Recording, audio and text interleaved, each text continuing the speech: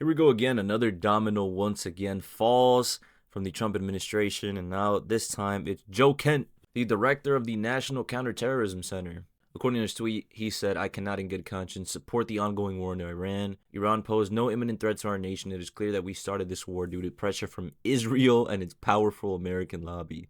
It's been an honor serving under President of the United States and at Tulsi Gabbard and leading the professionals at NCTC. May God bless America." So this is another domino that has fallen from the Trump administration. We had Kristi Noem get sacked, get fired, get thrown under the bus a few weeks ago after her pitiful hearings where she just reaffirmed on, I guess, a national stage the shit that we've been seeing from the very beginning of the Trump administration and her position at the Trump administration. But regardless of Kristi Noem getting sacked, you also had Dan Bongino a few months ago. That was one of the first dominoes to fall. So we're seeing more and more. I saw Kyle Kalinske a few days ago talk about how he's not really sure if this is, with Joe Kent, if more dominoes will continue to fall. I personally disagree. This is already like the third or fourth domino to have fallen. Look, I wish I could tell you that this is going to be the start of a trend and that there's going to be others resigning over this, but I kind of doubt it. I kind of doubt that that's the case. But at least we'll get some of the inside tea from this guy, and this is a major, big, fat L for Trump, and hopefully this, this has some consequences beyond just one news cycle.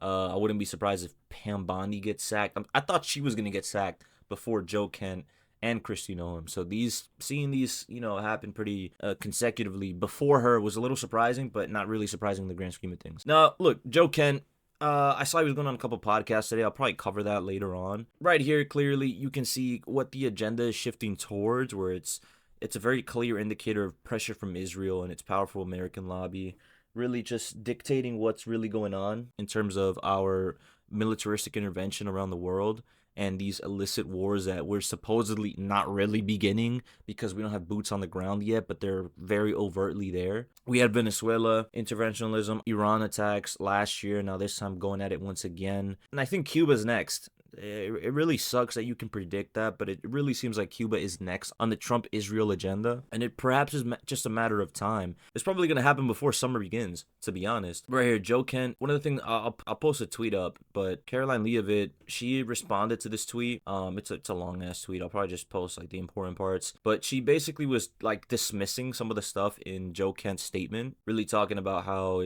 well, right here, you can see, President Trump's decision-making process on a daily basis. I can attest to the fact that he's always looking to do what is in the best interest of the United States of America, period. At the beginning, you can see right here, there are many false claims in this letter, but let me address one specifically, that Iran poses no imminent threat to our nation. So she goes on a schizo rant talking about how the Democrats and the liberals have been repeating this over and over again and how they've always been consistent with their message. Iran is a leading sponsor of terrorism. It's evil, killed Americans, wage war, blah, blah, blah, blah. They're aggressive and it's a matter of time, nuclear weapons. I don't think at this stage I need to explain.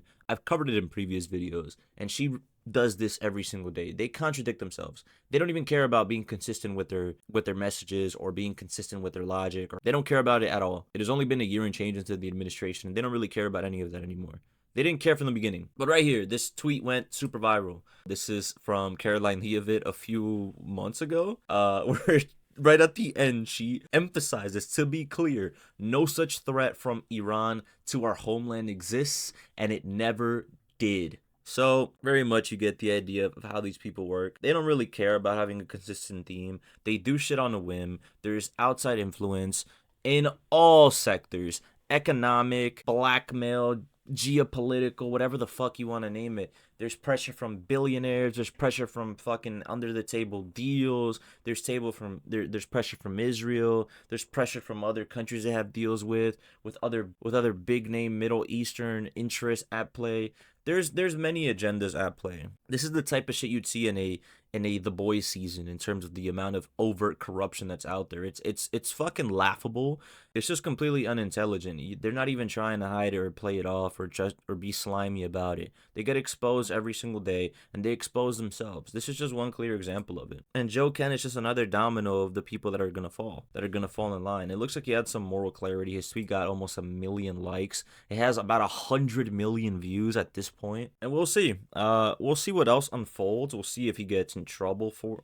We'll see what kind of pressure from the administration comes his way for speaking out. Maybe they're going to try to make an example out of him. I've heard a couple of commentators make that point. The administration is going to want to make an example out of him, that he's leaking that he's leaking forms of classified data.